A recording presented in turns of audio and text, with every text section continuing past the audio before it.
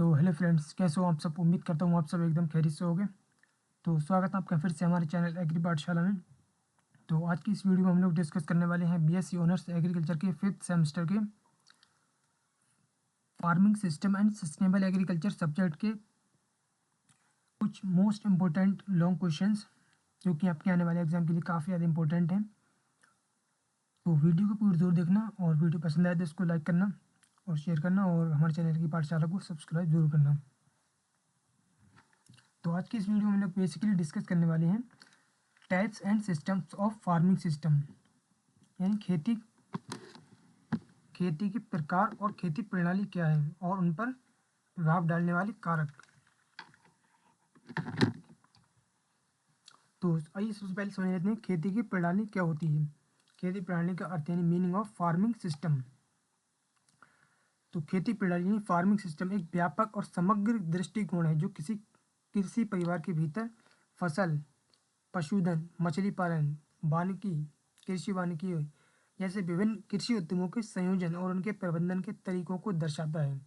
यह प्रणाली किसान द्वारा उपलब्ध संसाधनों जैसे भूमि, श्रम, पूंजी, जल को परिवार के लक्ष्यों जैसे आय, पोषण, रोजगार, जोखिम न्यूनीकरण को प्राप्त करने के लिए कुशलतापूर्वक आवंटन करने पर केंद्रित होती है। यह होता है खेती प्रणाली का अर्थ। यानी खेती प्रणाली में बेसिकली यही चीज़ आती है जैसे फसल उत्पादन, पशुधन, मछली पालन, वानिकी इत्यादि सारे उद्योग आते हैं जो खेती प्रणाली के अंतर्गत आते हैं। फर्स्ट पॉइंट है इसमें खेती के प्रमुख प्रकार और प्रणालियाँ। यहाँ नीचे इसको विस्तार से दिया गया है कौन कौन से प्रकार और उसकी कौन कौन सी प्रणालियाँ होती हैं खेती की। तो खेती के प्रकारों को मुख्य रूप से उत्पादन के उद्देश्य, जल की उपलब्धता और संसाधनों के उपयोग की सघनता के आधार पर वर्गीकृत किया जाता है। तो सबसे पहला ये पॉइंट है इसमें उद्देश्य के आधार पर वर्गीकरण, यानी उद्देश्य पर आधारित वर्गीकरण। तो इसमें सबसे पहली जो खेती है वो है निर्वाह खेती यानी पारंपरिक खेती, जिसे हम कहते हैं सबसिस्टेंस फार्मिंग। इसका उद्देश्य होता है मुख्य रूप से किसान परिवार की स्थानीय खपत की जरूरतों को पूरा करना। उत्पादन का बहुत कम हिस्सा बाजार में बेचा जाता है। यानी निर्वाह जो खेती होती है वो मुख्य रूप से किसान अपने परिवार की स्थानीय खपत की जरूरतों को पूरा करने के लिए उत्पादन करता है और उसका बहुत कम हिस्सा बाजार में बेचा जाता है। बाकी सिर्फ अपनी ज़रूरतों को पूरा करने के लिए, यानी यह एक तरीके की जीवन निर्वाह खेती होती है जो किसान सिर्फ अपने परिवार की ज़रूरतों को पूरा करने के लिए करता है। इसके प्रकार कौन कौन से होते हैं? तो उसमें एक होता है गहन निर्वाह कृषि यानी इंटेंसिव सबसिस्टेंस फार्मिंग, यानी छोटे भूखंडों पर अधिक श्रम और पूंजी का उपयोग करके अधिकतम उत्पादन करना। जैसे एग्जाम्पल के तौर पर भारत के घनी आबादी वाले क्षेत्र। दूसरी होती है विस्तृत निर्वाह खेती यानी एक्सटेंसिव सबसिस्टेंस फार्मिंग, यानी बड़े भूभाग पर कम श्रम और प्रति एकड़ कम उपज के साथ खेती करना। जैसे एग्जाम्पल के तौर पर चलवासी पशुचारण। दूसरा आता है इसमें व्यावसायिक या वाणिज्यिक खेती, जिसे हम कहते हैं कमर्शियल फार्मिंग। इसका उद्देश्य होता है उत्पादन बाजार में बिक्री के लिए करना। यानी यह खेती जब इसलिए की जाती है ताकि जो हमें उत्पादन प्राप्त होता है उसे हम बाजार में बेच सकें और लाभ कमा सकें। इस प्रकार की खेती में आधुनिक तकनीकों या मशीनरी जैसे उन्नत बीज, रासायनिक उर्वरक का बड़े पैमाने पर उपयोग किया जाता है। इसका एग्जाम्पल है रोपड़ कृषि जैसे प्लांटेशन फार्मिंग, व्यावसायिक अनाज खेती। यानी इस खेती में उत्पादन इसलिए किया जाता है ताकि उसको बाजार में बेचकर हम अधिक से अधिक लाभ कमा सकें। यह वाणिज्यिक खेती जो होती है यानी कमर्शियल फार्मिंग वो लाभ कमाने के उद्देश्य से की जाती है। अगला पॉइंट है इसमें जल उपलब्धता पर आधारित वर्गीकरण यानी classification based on water availability. तो इसमें सबसे पहली आती है शुष्क खेती यानी ड्राई फार्मिंग। ऐसे यह खेती ऐसे क्षेत्रों में की जाती है जहाँ की वार्षिक वर्षा 750 mm से कम होती है। इसमें नमी संरक्षण तकनीकों पर जोर दिया जाता है। यानी शुष्क खेती जो होती है वो ऐसे स्थानों पर की जाती है जहाँ की जो वार्षिक वर्षा है वो 750 mm से कम होती है और इसमें नमी संरक्षण की तकनीकों पर ज़्यादा ध्यान दिया जाता है और उत्पादन किया जाता है। दूसरी आती है वर्षा आधारित खेती यानी रेनफेड फार्मिंग।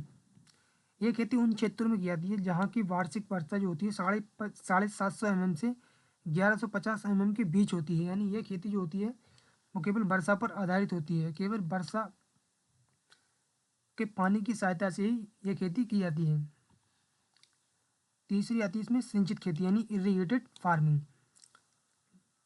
तो जहाँ सिंचाई के साधनों का उपयोग करके फसलों को पानी दिया जाता है जिससे वर्ष में एक से अधिक फसल लेना संभव हो जाता है। यानी इरिगेटेड फार्मिंग यानी सिंचित खेती वह खेती होती है जहाँ पर हम सिंचाई के साधनों का उपयोग करके फसलों को कृत्रिम रूप से पानी देते हैं, जिससे हम जब चाहें फसल को पानी दे सकते हैं। जिस समय फसल की आवश्यकता के अनुसार हम उसको पानी दे सकते हैं और उत्पादन प्राप्त कर सकते हैं। इससे वर्ष में एक से अधिक फसलें लेना संभव हो जाता है, इसलिए इस खेती को कहते हैं सिंचित खेती। नंबर सी पॉइंट है इसमें उद्यमों का संयोजन, उद्यमों के संयोजन पर आधारित वर्गीकरण यानी classification based on combination of enterprises. तो इसमें सबसे पहले आती है विशिष्ट खेती यानी स्पेशलाइज्ड फार्मिंग। यह एक ऐसी खेती होती है जब कुल कृषि आय का 50% या उससे अधिक केवल एक ही उद्यम जैसे केवल गेहूं या केवल डेयरी से प्राप्त होता है। इसे कहते हैं विशिष्ट फार्मिंग। यानी विशिष्ट खेती उस खेती को कहते हैं जब कुल कृषि आय का 50% या उससे अधिक लाभ जो होता है वो केवल एक ही उद्यम जैसे केवल गेहूं या केवल डेयरी से प्राप्त होता है। बाकी का जो उत्पादन है वो अन्य क्रियाओं से प्राप्त होता है, तो उसे कहते हैं स्पेशलाइज्ड फार्मिंग यानी विशिष्ट खेती। अगली होती है मिश्रित खेती यानी मिक्स्ड फार्मिंग। जब फसल उत्पादन के साथ साथ पशुपालन भी किया जाता है। पशुधन से आय कुल आय के 10% से 49% के बीच होती है। यह खेती मृदा की उर्वरता बनाए रखने और जोखिम कम करने में सहायक होती है। यानी ये पशुपालन, हम खेती के साथ साथ पशुपालन भी करेंगे तो उनका जो गोबर वगैरह होता है, मलमूत्र वगैरह, मैं मृदा में मिलाकर उससे अच्छी तरह से खाद बनाई जाती है, जिससे उत्पादन अधिक होता है और मृदा की उर्वरता भी बनी रहती है और उत्पादन भी डबल हो जाता है इससे। इसी को कहते हैं मिक्स फार्मिंग। नंबर 3 है इसका विविध खेती यानी डाइवर्सिफाइड फार्मिंग। जब आय के कई स्रोत होते हैं और कोई भी एक स्रोत कुल आय के 50% से अधिक का योगदान नहीं करता है, तो उसे कहते हैं विविध खेती। यानी विविध खेती वह खेती होती है जब आय के कई स्रोत होते हैं, जैसे पशुपालन भी है, मछली पालन भी है, मुर्गी पालन भी है, और एक स्रोत से कुल आय के 50% से अधिक योगदान नहीं करता। यानी कोई भी, जैसे कोई भी व्यवसाय है उससे अगर 50% से अधिक उत्पादन नहीं होता है, 50% से कम ही उत्पादन होता है, जैसे मान लो 20% मुर्गी पालन से हो रहा है, 20% मछली पालन से हो रहा है, वो 10% पशुपालन से हो रहा है और बाकी जो है वो कृषि वगैरह से खेती करने से हो रहा है, तो इस प्रकार की खेती को हम विविध खेती कहते हैं यानी डाइवर्सिफाइड फार्मिंग। और किसी भी स्रोत से कुल आय के 50% से अधिक योगदान नहीं करता है कोई भी आय का स्रोत। अगला है इसमें नंबर डी पॉइंट आधुनिक और टिकाऊ प्रणाली यानी मॉडर्न एंड सस्टेनेबल सिस्टम। इसमें सबसे पहला एकीकृत खेती प्रणाली यानी इंटीग्रेटेड फार्मिंग सिस्टम, जिसे IFS भी कहते हैं शॉर्ट में। तो यह क्या होती है, तो यह एक उन्नत पद्धति है जो फसल, पशुधन, मछली पालन, बागवानी आदि को इस तरह से एकीकृत करती है कि एक उद्यम का अपशिष्ट दूसरे उद्यम के लिए इनपुट बन जाता है। जैसे पशु अपशिष्ट का उपयोग मछली पालन में कर सकते हैं। यानी एकीकृत खेती प्रणाली एक ऐसी प्रणाली है जिसमें फसल, पशुधन, मछली पालन, बागवानी को इस तरह से उत्पादन किया जाता है, जैसे एक का जो अपशिष्ट पदार्थ होता है, जैसे पशुपालन का जो अपशिष्ट होता है यानी वेस्ट पदार्थ होता है, उसे हम मछली पालन को खिलाने में, मछलियों को खिलाने के लिए उपयोग कर सकते हैं, जिससे किसी भी तरह का वेस्ट, कोई भी पदार्थ वेस्ट नहीं होता है, सब एक दूसरे के लिए इनपुट बन जाता है। इसका लाभ क्या होता है, तो उत्पादकता और आय में वृद्धि होती है, जोखिम में कमी होती है और अपशिष्टों का पुनर्चक्रण और मृदा की उर्वरता में सुधार होता है। नंबर 2 पॉइंट है इसमें जैविक खेती यानी ऑर्गेनिक फार्मिंग। तो ऑर्गेनिक फार्मिंग क्या होती है, ऑर्गेनिक फार्मिंग ऐसी खेती होती है जहाँ पर रासायनिक उर्वरकों, कीटनाशकों और खरपतवार नाशकों का उपयोग पूरी तरह से वर्जित होता है। यानी इसमें किसी भी तरह का कोई भी रसायन, कीटनाशक और रासायनिक उर्वरकों का कोई भी प्रयोग नहीं होता है। यह केवल जैविक खाद, फसल चक्र और प्राकृतिक कीट नियंत्रण पर निर्भर करती है। इसे कहते हैं जैविक खेती। अगला है इसमें सटीक खेती यानी परिशुद्ध खेती, जिसे प्रिसीजन फार्मिंग कहते हैं। यह भूस्थानिक प्रौद्योगिकी यानी जीपीएस का फुल फॉर्म होती है जियोग्राफिकल पोजिशनिंग सिस्टम। इसका उपयोग करके खेत के भीतर छोटे क्षेत्रों के अनुसार मिट्टी, नमी और पोषक तत्वों की सटीक मांग का पता लगाती है। यह संसाधनों के कुशल उपयोग और लागत को कम करने में मदद करती है। यह खेती एक आधुनिक खेती होती है, इसमें ड्रोन, जीपीएस इत्यादि का उपयोग किया जाता है। अगले इसमें कृषि वानिकी यानी एग्रो फॉरेस्ट्री। एग्रो फॉरेस्ट्री क्या होती है, तो जब कृषि योग्य भूमि पर फसलों और पेड़ों को एक साथ उगाया जाता है। यह मृदा अपरदन को कम करने, जैव विविधता बढ़ाने और किसानों को अतिरिक्त आय जैसे जलाऊ लकड़ी, फल इत्यादि प्रदान करने में सहायक होती है। तो इस तरह की कृषि को हम एग्रो फॉरेस्ट्री यानी कृषि वानिकी कहते हैं। अगला इसमें खेती प्रणाली को प्रभावित करने वाले कारक, यानी खेती प्रणाली को कौन कौन से कारक प्रभावित करते हैं वो यहाँ पर नीचे इसका वर्णन किया गया है। तो खेती प्रणाली के चयन और उसके प्रबंधन को मुख्य रूप से भौतिक यानी फिजिकल, आर्थिक और इकोनॉमिक और संस्थागत कारक प्रभावित करते हैं। तो इसमें सबसे पहले है भौतिक या प्राकृतिक कारक, फिजिकल या नेचुरल फैक्टर्स। तो ये कारक कृषि की मूलभूत सीमाओं और संभावनाओं को निर्धारित करते हैं। इसमें सबसे पहला है जलवायु यानी क्लाइमेट। इसके अंतर्गत आता है 3 पॉइंट आते हैं इसके अंदर, तापमान, वर्षा और सूर्य का प्रकाश। तो तापमान में क्या है, यह फसलों के प्रकार और उनके विकास को समय को नियंत्रित करता है। जैसे उदाहरण गर्म क्षेत्रों में चावल या गन्ना। वर्षा, बस वर्षा की मात्रा और वितरण से यह तय होता है कि खेती शुष्क होगी, वर्षा आधारित होगी या सिंचित। उदाहरण कम वर्षा वाले क्षेत्रों में बाजरा उत्पादन हम कर सकते हैं। इस तरह से वर्षा भी खेती के प्रकार को प्रभावित करती है। अगला सूर्य का प्रकाश और आर्द्रता, फसलों के प्रकाश संश्लेषण और रोग लगने की संभावना को प्रभावित करता है।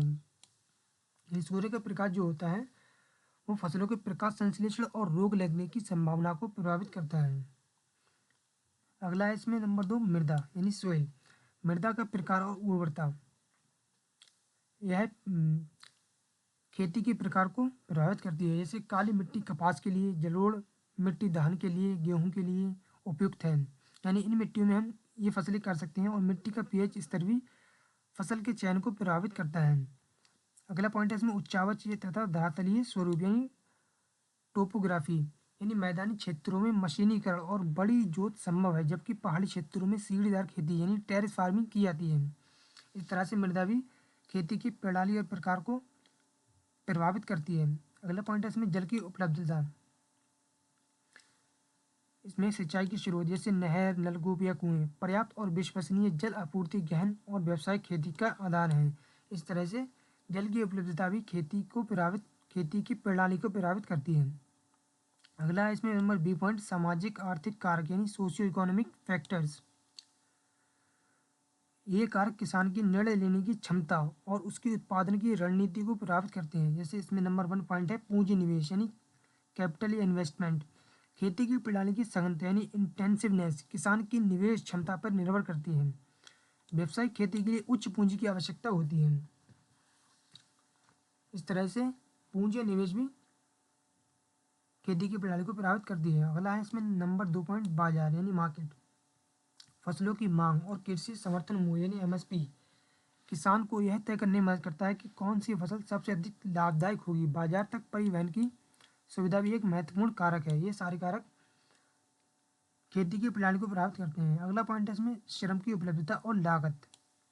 यानी जहाँ श्रम सस्ता और प्रचुर मात्रा में होता है वहाँ गहन श्रम वाली फसलें जैसे चावल अपनाई जाती हैं, जबकि उच्च श्रम लागत वाले क्षेत्रों में मशीनीकृत विस्तृत खेती को प्राथमिकता दी जाती है।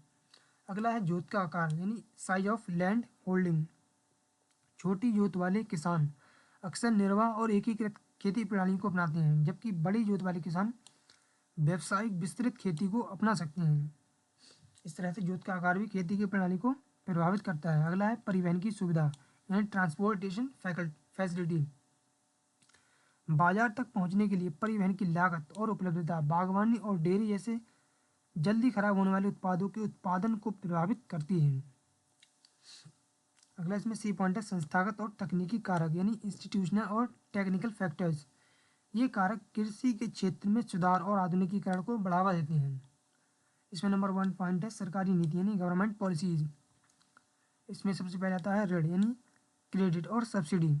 ऋण की आसान उपलब्धता और कृषि आदानों पर सब्सिडी किसानों को आधुनिक तकनीक अपनाने के लिए प्रोत्साहित करती है। अगला इसमें भूमि सुधार यानी लैंड रिफॉर्म्स। तो भूमि का स्वामित्व और किराएदार का पैटर्न किसानों के दीर्घकालिक निवेश निर्णयों को प्रभावित करता है। अगला पॉइंट इसमें प्रौद्योगिकी यानी टेक्नोलॉजी। उच्च उपज वाली किस्में यानी हाइब्रिड वैरायटीज हरित क्रांति के बाद बीजों की उन्नत किस्में उत्पादन पैटर्न को बदल देती हैं। अगला है मशीनीकरण, मैकेनाइजेशन, यानी ट्रैक्टर, हार्वेस्टर जैसे मशीनरी का उपयोग श्रम की आवश्यकता को कम करता है और खेती के प्रकार को विस्तृत कर सकता है। अगला है सूचना और विस्तार सेवाएं, यानी एक्सटेंशन सर्विसेज, किसानों तक नई वैज्ञानिक जानकारी और तकनीकी पहुंचाना। तीसरा है इसमें सामाजिक और सांस्कृतिक कारक, यानी सोशल एंड कल्चरल फैक्टर्स, कुछ फसलें जैसे धार्मिक आयोजनों से जुड़ी फसलें परंपराओं के कारण उगाई जाती हैं। किसान का शिक्षा स्तर और जोखिम उठाने की उसकी प्रवृत्ति भी खेती की प्रणाली को प्रभावित करती है। तो ये सारे कारक हैं जो खेती की प्रणाली को प्रभावित करते हैं। इन कारकों से ही खेती पर प्रभाव पड़ता है कि किसान कौन सी खेती करता है, किस तरह की खेती करता है, ये सारे कारक ही उसको प्रभावित करते हैं। तो फ्रेंड्स, आज की वीडियो में हमने डिस्कस किया कि खेती की प्रणाली क्या होती है और खेती के प्रकार क्या क्या होते हैं और उन पर प्रभाव डालने वाले कारक कौन कौन से होते हैं। तो ये सारी चीज़ें हमने आज की वीडियो में डिस्कस की। तो अगर आपको ये वीडियो पसंद आया हो तो इसको लाइक करना, कमेंट्स करना, शेयर करना और हमारे चैनल एग्री पाठशाला को सब्सक्राइब करना।